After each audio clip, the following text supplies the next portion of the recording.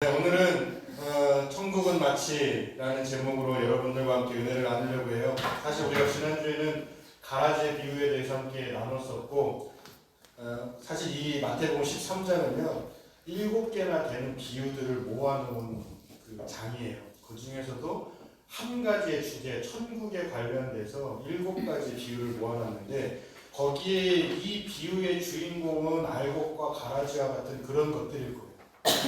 그런데 이 가라지의 비유와 밀레의 비유 선포, 그리고 그 비유 해설문 사이에 오늘 말씀이 살짝 낀가 있어요. 거기에 그 사이에 낀가 저기 경상도에 경상도 사투리 웃기려고 한 건데 안 웃네. 집에 가서 웃는다니까 안 웃네. 집에 가서 이제 고민하는 거지. 왜 목사님 거기서 낀가 있다고 했을까 고민을 하다가 그때 가서 웃는 거지 혼자서.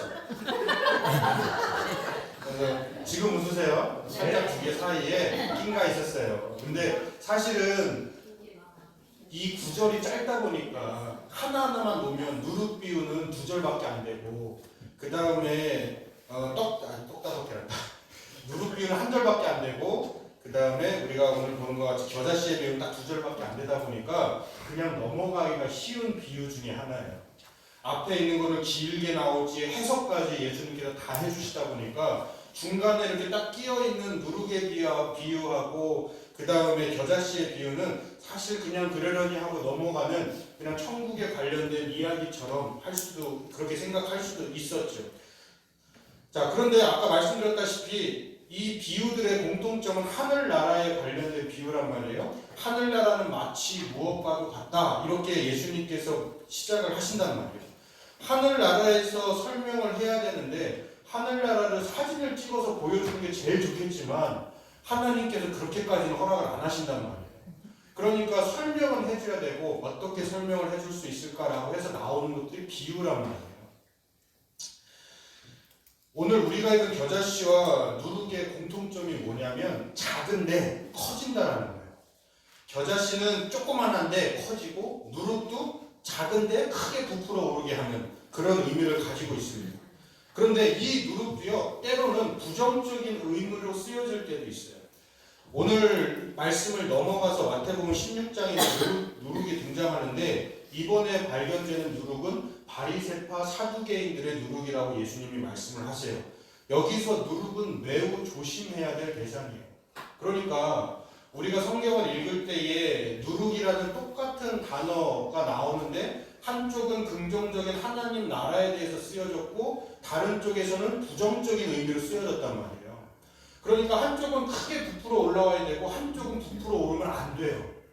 그러면 단순히 우리가 하나의 본문만을 딱 보고서 그냥 커지는 거구나, 하나님 나라는 크면 되는 거구나, 이렇게 단순하게 해석할 수도 있지만 다른 부분에서는 부정적인 부풀어 오름이라는 것도 쓰였기 때문에 사실은 단순히 예수님께서 커진다라는 의미로만 이 비유를 쓰신 게 아니라는 것을 우리가 추측할 수가 있다는 거예요. 원래 누룩이라고 하는 것은요 술 만들 때 쓰는 건데 발효를 하는 기능이 있는 그런 작용을 합니다.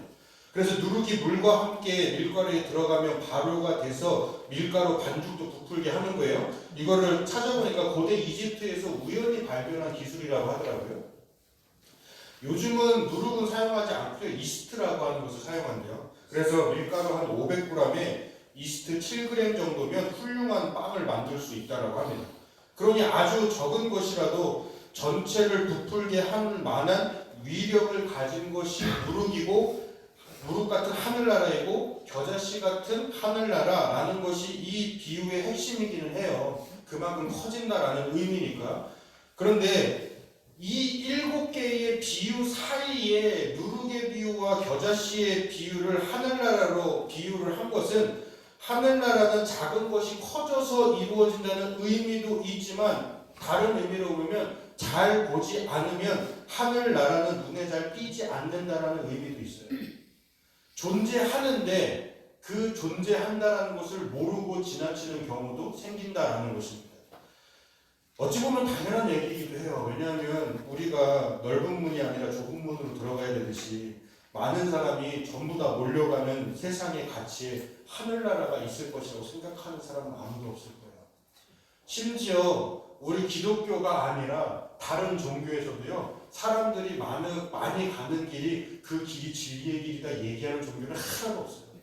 다 고행해야 된다, 다 해탈에 가려면 다 포기해야 된다, 산속으로 들어가야 된다, 머리 깎아야 된다, 이런 얘기만 한단 말이에요. 예전에요, 제가 그 전도사 시절에 아이들을 데리고 그 성막 박물관을 한번 그 견학을 갔던 적이 있었어요. 그러니까 성막을 실제 크기로 재현을 해놓은 박물관이에요. 그래서 한 층은 제일 꼭대기 한 층은 전부 다 성막으로 다 만들어져 있어요. 그리고 그 안에 성막 장식물들도 실제 크기로 다 돼 있고, 물론 모양은 정확하지는 않아요. 왜냐하면 성경에서 말씀드렸다시피 항상 대충 이렇게 형태만 알아볼 수 있게끔만 적어놨기 때문에 어떠한 모양을 하고 있는지 잘 모르지만 전체적인 모양을 최대한 만들어가지고 사람들에게 보여주기 위해 전시해놓은 전시관이었어요. 근데 그 1층에는 성경에 관련되어 있는 것들을 모아놓고서 사람들이 구경할 수 있게 또 꾸며놨어요. 그러니까 예를 들어서 오늘 같은 경우는 겨자씨를, 진짜 실제 겨자씨를 거기다 놓고서 이 겨자씨가 성경에 나온 겨자씨입니다 라고 하면서 보여줬던 적도 있어요.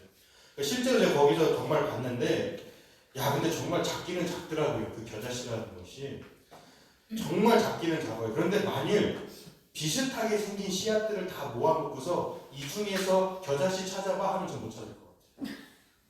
제가 어떻게 알겠어요, 겨자씨가 뭔지. 사실 제가 태안에 있을 때도 마찬가지지만 농사 짓는 분들이 계시다 보니까 가끔씩 씨앗이나 묘목을 어떤 이 싹이 난 것들을 보는 경우도 있어요. 그런데 그 싹이 난 것들을 이렇게 보면 그놈이 다 그놈이야. 나는 구분이 안 가요. 상추 하나는 조금 구분하겠더라고요. 얘는 태어날 때부터 올라올 때부터 약간 얘는 상추구나라고 하는 모양으로 올라오더라고요. 나머지는 모르겠어요. 이게 콩싹인지 무슨 싹인지 잡초의 씨앗인지 뭔지 아무것도 몰라요. 왜냐하면 저는 보는 눈이 없으니까 그래요. 구분할 수 있는 이 눈이 열려있지 않으니까 뭘 보더라도 잘 몰라요. 그런 것은 아마 겨자씨를 항상 보던 사람들, 꾸준하게 보던 사람들만 그게 구분이 가능할 것입니다.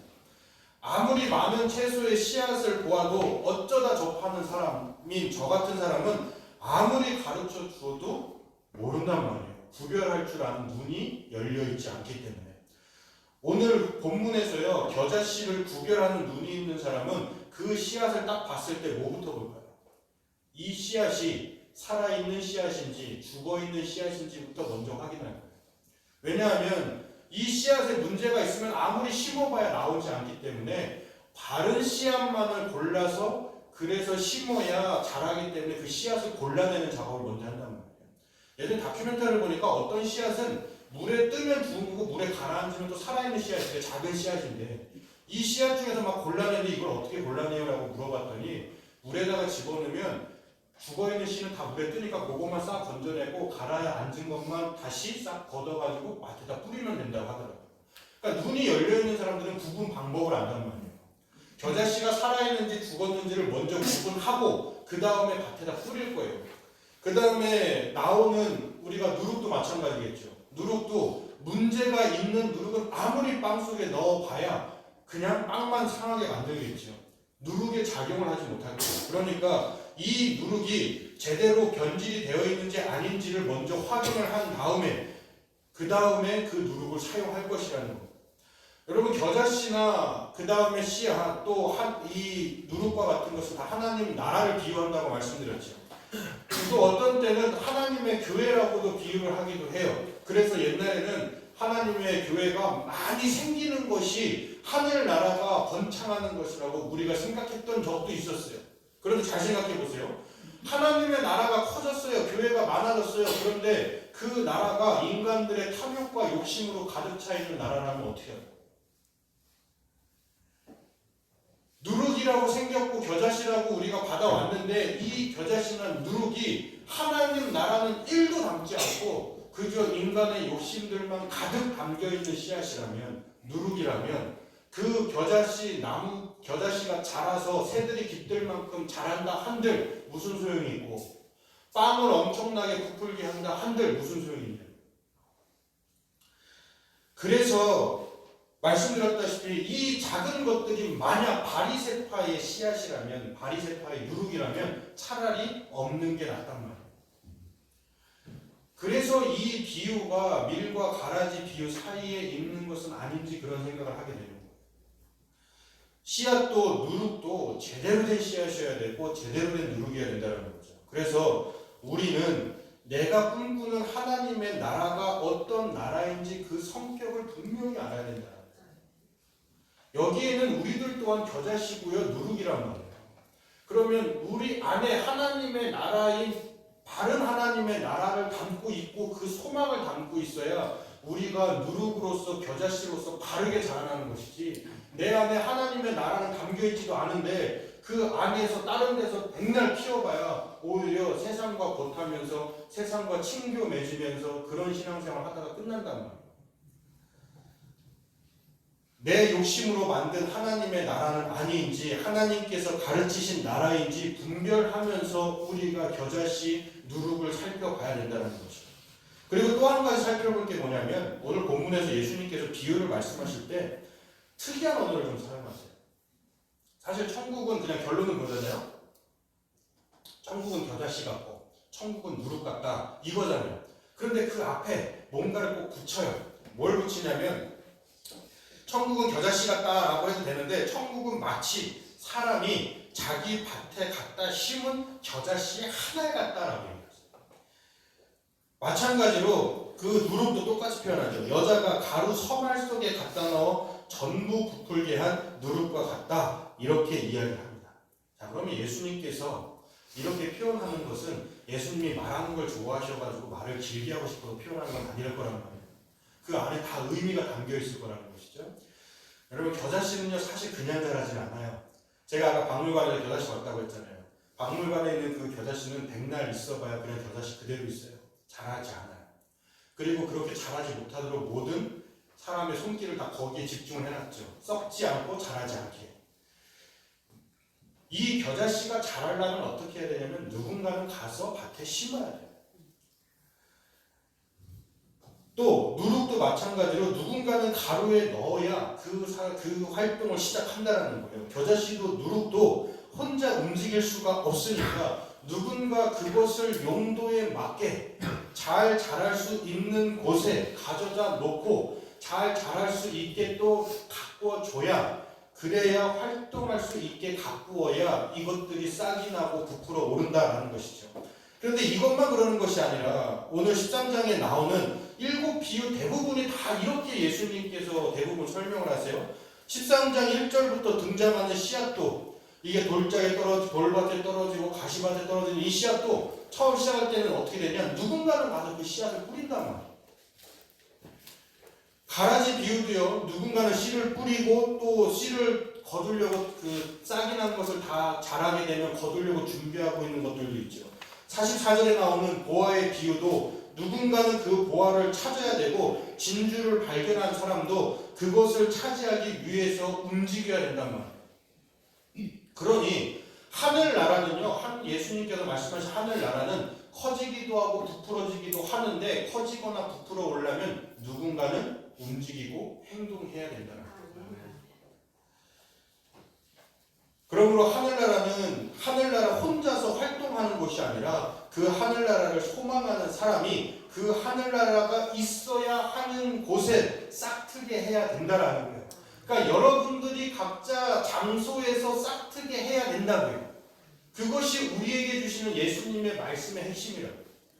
겨자씨와 누룩만 가지고 아무 일도 나타나지도 않아요. 겨자씨의 가치를 알고 있는 사람, 누룩의 가치를 알아보는 눈을 가진 사람이 자기의 몸과 마음을 움직여서 있어야 할 그곳에 가져다 심는 수고로움을 거쳐야만 자라고 또 자라서 하늘나라가 되는 거예요. 겨자씨와 누룩을 보는 눈은 믿음이라고 할 수 있어요. 그리고 하나님 나라에 대한 믿음이죠. 하나님의 나라는 있다라는 그 확신을 가지고 있는 믿음. 그리고 이 믿음을 성경은 예수 그리스도에 대한 믿음이라고 정의를 내리고 있어요. 예수 그리스도 하나님의 아들, 우리의 구원자라는 표현은 초대교회의 신앙 고백이기도 했습니다. 그것이 바로 겨자씨나 누룩과 같은 최초의 작은 것이에요. 이 최초의 작은 것을 가지고 있는 사람들이 자신의 목숨을, 정말 생명을 그 씨앗이 자라날 수 있는 비료처럼 삼아가지고 각재 장소에 갖다 뿌리기 시작한 거예요. 그 사람들이 그 씨앗을 가지고 있는 자리에서 그 씨앗의 싹을 틔우고 그 씨앗이 싹을 틔운 다음에 성장을 해서 다시 씨앗을 뿌리게끔 만드는 거예요. 자기 혼자 부풀어 오르게 한 게 아니라 각자 있어야 할 장소, 예수님께서 이끄시는 그 장소로 가서 자기 혼자 부푸는 것이 아니라 옆에 사람도 부풀어 오르게 하고 다른 사람도 부풀어 오르게 하면서 그곳에서 하나님의 나라를 점점 실현시켜 나아가는 교회가 성장하기 시작합니다.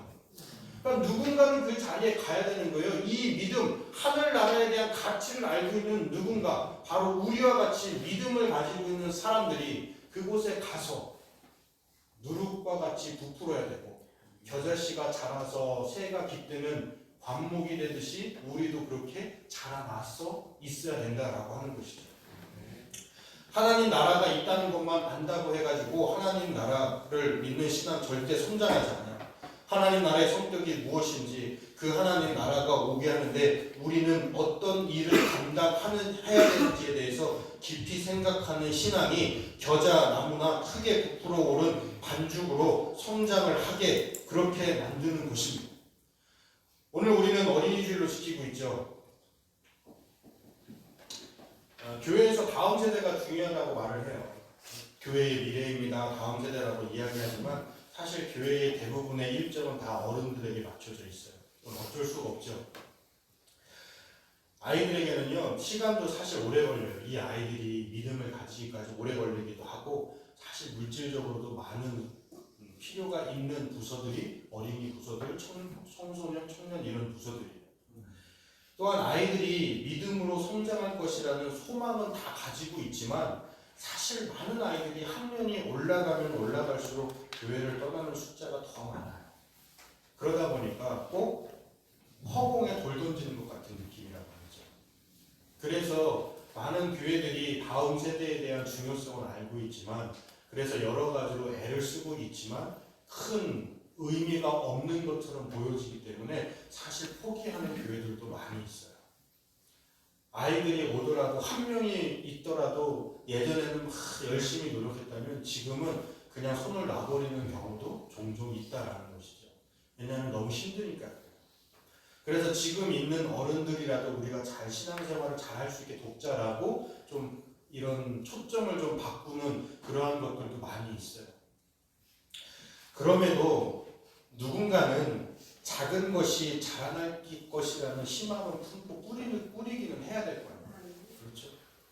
아이들이 떠날 수도 있어. 아이들이 교회에 돌아오지 않을 수도 있어. 지금 청년들이 죄다 교회 안 나오고 다 각자 삶에 바쁘고 자기 인생 사느라고 다 바빠. 그러니까 우리가 청년들에게 신경 쓸 필요가 없어 라고 우리가 그렇게 지레 판단을 해버린다면, 그러면 더 이상 그곳에서 싹이 자라날 확률도 없고 누룩처럼 부풀게 오를 수 있는 확률도 없어요. 그 말은 다른 말로 하면 다음 세대 청년들은 적어도 하나님의 나라를 경험할 수 있는 방법이 없다고요.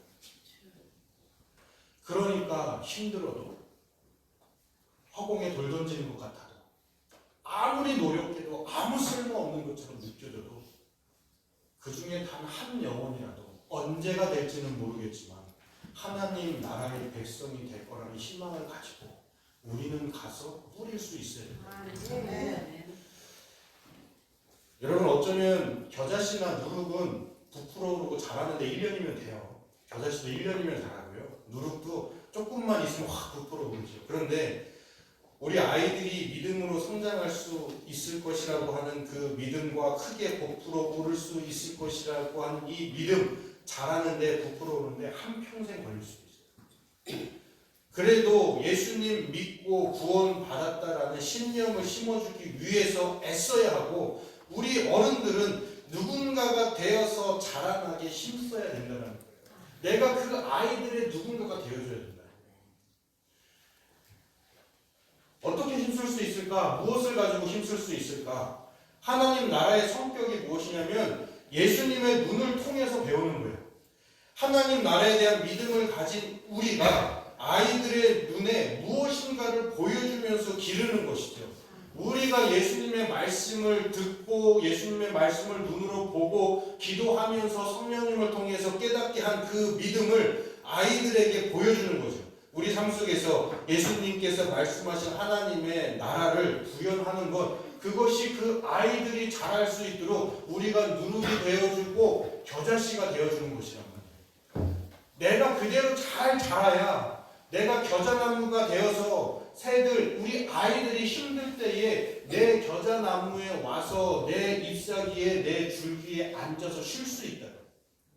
그래야 그 아이들도 나를 쉬게 한 이 어른의 나무와 같이 나도 이 어른과 같은 나무가 되어야 되겠다라는 마음을 가질 수 있다. 지금 이 시대는요, 아이들에게 점점 위험해지고 있는 시대입니다. 아이들의 꿈이 연예인이라고 이야기하는 퍼센티지가 늘고 있어요. 네, 점점 많아지고 있어요. 연예인이라고 하는 그 퍼센티지가. 그래서 저희 딸 학교에는 벌써 그룹이 결성돼 있대요. 그래서 막 노래 자기들이 막 작사해가지고 그래서 한번 들어봤거든요. 그럴싸하게 잘 만들었어요. 저희 딸은 아니에요. 자기는 모임에 포함되어 있지 않대요. 그런데 가서 같이 놀긴 하더라고요. 어쨌든 아이들에게 연예인에 대한 꿈이 크더라고요. 그래서 물어봤어요. 왜 연예인이 되고 싶냐? 돈 잘 버니까. 이게 1위예요. 돈 잘 버니까. 아이들 사이에서요. 어디 아파트에 사냐고 묻기도 해요. 너 아파트 어디 살아? 무슨 아파트 살아? 왜 물어볼까요? 아이들은 아는 거예요. 이 아파트가 어느 정도 수준의 가격으로 형성되어 있는지를 아이들은 다 알고 있어요. 그래서 아이들이 이게 웃은 게 아니라 이게 누구한테 물어본 건지 아세요? 유치원 아이들한테 물어본 거예요. 유치원 아이들한테 물어봤어요. 아이들이 아파트에 어디 사는지를 묻고 다니는데요. 왜냐하면 아파트 이름을 딱 알면 그 아파트가 얼마에 형성되었는지 아는 거예요. 그러니까 아이들끼리 급수를 나누기 시작합니다. 같은 아파트에 살고 있는 아이들끼리 뭉쳐요. 그리고 막 큰 아파트, 비싼 아파트에 사는 아이들은 다른 아이들이 선망의 대상으로 바라봅니다. 이게 유치원 아이들의 부정적인 모습으로 등장하고 있는 거예요. 지금 시대에. 어느 교육 장소에서는요, 부모님이 무슨 차를 타는지 적어오라고 시키기도 했어요. 아니 도대체 교육하는 데서 왜 아빠가 뭔 차 타는지 엄마가 어떤 차를 타는지 왜 궁금한 거예요 도대체. 모든 기준이 다 물질이 돼가고 있는 거예요. 모든 기준이 다 보여주는 거에 들어가 있어요. 그러면 왜 이렇게 아이들이 어떻게 보면 우리 입장에서 변질된 거잖아요. 순수함이 사라져버린 거죠. 아이들이 아이들답지 않은 거예요. 그러면 왜 그랬을까요? 왜 이렇게 아이들이 변해버렸을까요? 태어날 때부터 아이들은 그렇게 태어났을까요? 그걸 다 누가 가르쳐주는 거예요? 부모님이 가르쳐주는 거예요. 주변의 어른들이 그걸 그렇게 가르치는 거예요. 그 아이들 주변에 있는 어른들은 그런 거 묻고 다니겠죠. 그 아이에게 그런 거 묻겠죠. 그 아이는 어디 아파트에 산대? 그 아이는 어떤 차 타신대 부모님이? 부모님이 그런 것들을 묻고 다니겠죠. 그리고 이야기하겠죠. 그 아파트에 사는 아이랑 가급적이면 친하게 지내라. 가급적이면 그렇게 친하게 지낼 필요 없다. 아니 아이들이 부동산을 어떻게 알겠냐. 그리고 그 아이들이 어떻게 그룹을 이루겠어요. 왜 이루겠어요? 부모님들이 은연중에 아이들에게 영향력을 주는 거예요. 우리 어른들이 그러한 역할을 했었다고. 지금까지. 앞으로도 이 역할은 점점 커지기 시작할 거예요. 왜 연예인 돼서 돈 많이 벌고 싶어요? 왜 돈이 1위에 오르겠어요? 하도 주변에 돈돈돈돈 거리니까 아이들이 돈 많이 버는 게 중요하구나 생각하겠죠. 돈이 중요하지 않다라는 게 아니에요. 중요하죠. 그러나 경제의 교육과 돈의 노예가 되게 살아가는 건 달라요. 우리 어른들이 경제 교육을 시킨 게 아니고 돈의 노예가 되고 돈을 신으로 만드는 교육을 시키고 있는 거예요. 세상은 점점 더 그렇게 변해갈 거라고요.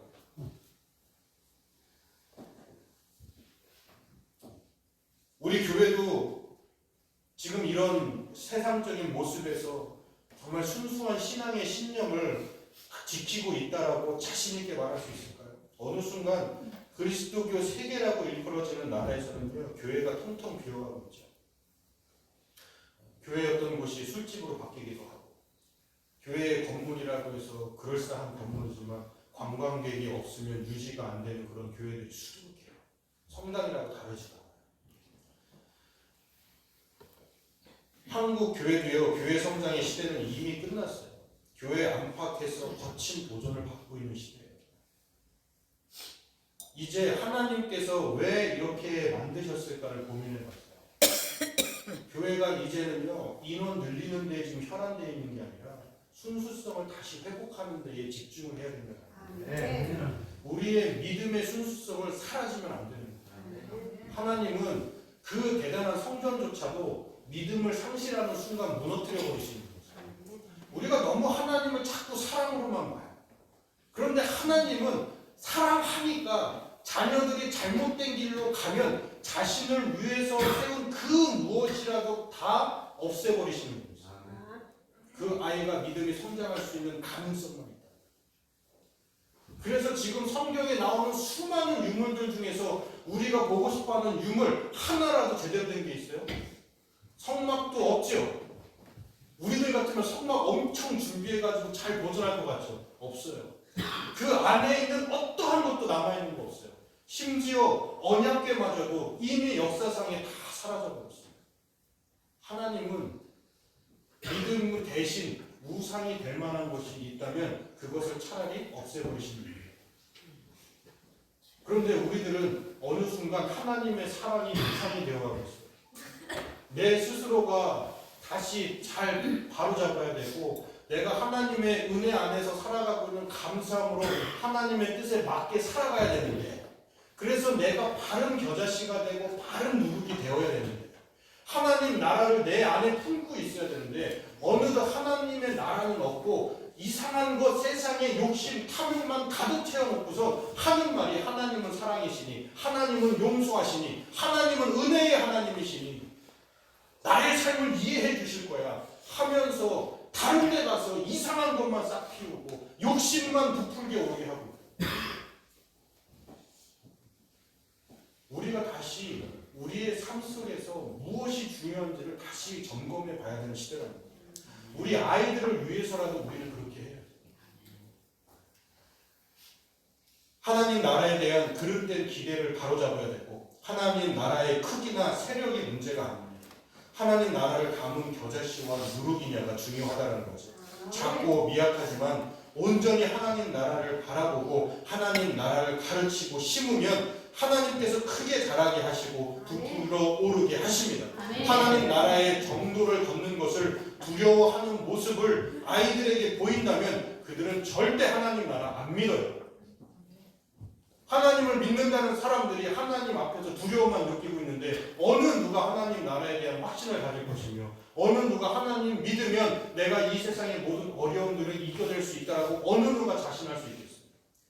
자녀들 앞에서도 내가 예배 중요하다라고 이야기하면서 다른 것들을 더 소중하게 여기는 모습을 보여준다면 어느 자녀가 부모님이 이야기하는 하나님이 중요한 분이라고 어느 누가 깨닫습니까?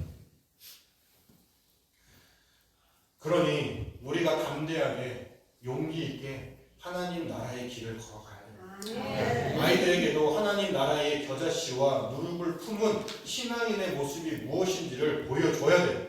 하나님 나라를 담은 겨자씨와 누룩이 된다면 성장하고 변화시킬 수 있습니다. 우리 아이들도요, 성장할 수 있다라는 것입니다. 지금은 작은 겨자씨와 누룩이지만 하나님에 의해서 겨자씨가 큰 나무가 되고 누룩이 이 세계를 부풀어 오르게 할 것입니다. 오늘 이 자리에 이제 잠시 후에 저희 아이들이 다시 들어올 거예요. 아이들이 오늘 할 일이 있어가지고 들어올 건데, 그 아이들에게 바른 것을 가르치고 정도를 걷게 할 수 있도록 우리가 말하는 것뿐만이 아니라 삶으로 보여준다면 다음 세대의 한국은 바르게 변화될 수 있습니다. 우리 한국의 교회가 무너지는 것이 아니라 이 무너지는 대한민국을 지탱하고 있는 기둥이 될 거랍니다. 지금까지 우리는 그렇게 살아오셨잖아요. 여러분들이 그런 인생을 살아오셨다고요. 하셨고요. 우리 이 대한민국 전쟁도 했죠. 얼마나 어려움이 많았습니까? 그런데 그리스도인들, 기독교인들, 하나님을 믿고 있는 사람들이 똘똘 뭉치고 기도하면서 이 전쟁을 이겨낼 수 있도록 여러분들이 무너지는 대한민국을 버티게 하셨다고요. 이곳에 있는 어르신들이, 우리 큰누님들이, 큰형님들이 그 역할 하셨다고요. 기도하면서 그 역할 감당하셨다고요. 지금 여기에 있는 대부분의 어른들은 다 그 역할을 감당하신 거예요. 알게 모르게 내 자녀를 교육시키시면서 그 아이들이 하나님 나라의 백성으로 살기를 바라는 마음에서 했던 모든 것들이 결국 이 대한민국이 지금은 세계에 아주 중요한 역할을 감당하고 있는 나라로 변화시키는 역할을 했다고요. 그런데 그 기둥이 흔들리고 있단 말이에요, 지금. 그렇기 때문에 그 기둥이 흔들리는 기둥을 다시 재보수해야 되고 보강해야 되는데 그 역할이 바로 우리에게 달려있다. 여기에는 저도 마찬가지고, 그리고 여기에는 여러분들 마찬가지고, 저 뒤에 있는 중등부에게도 마찬가지. 너희들이 잘해야 주일학교 아이들이 제대로 쓰는 거야. 나이 먹었다고 해가지고 끝나는 게 아니라는 얘기야. 우리 아이들 얼마나 고마운데요. 5월 1일날 저희 아이들 체육대회 했거든요. 남사 초등학교. 또 자기 후배들이라고 보러 왔어. 비 오는데 보러 왔어. 기껏해야 작년에 거기 있던 놈들 다 와가지고 얼마나 이뻐요. 다른 데 갈 수도 있는데 애들 보러 오고 애들하고 놀고 있고 그 비 오는데 처량하게 비 맞아가지고 생지꼴로 이러고 앉아가지고 있는 게 너무 이쁘더라고요. 고맙더라고요. 얼마든지 방탕하게 살 수 있는데 그러지 않고 저렇게 순수하게 있는 아이들의 모습을 우리가 볼 때 더 책임감을 느껴요. 지금 바로 우리부터 시작하면 됩니다. 우리 남사교회부터 시작하면 됩니다. 하나님 나라가 담겨있는 겨자씨와 누룩이 되어서 지역을 넘어 세계를 변화시키는 믿음의 자녀들을 키우는 교회가 될 수 있도록 우리 모두가 노력합시다. 하나님 나라가 시작되는 곳 바로 남사교회가 되기를 주님의 이름으로 간절히 축원합니다. 기도하겠습니다.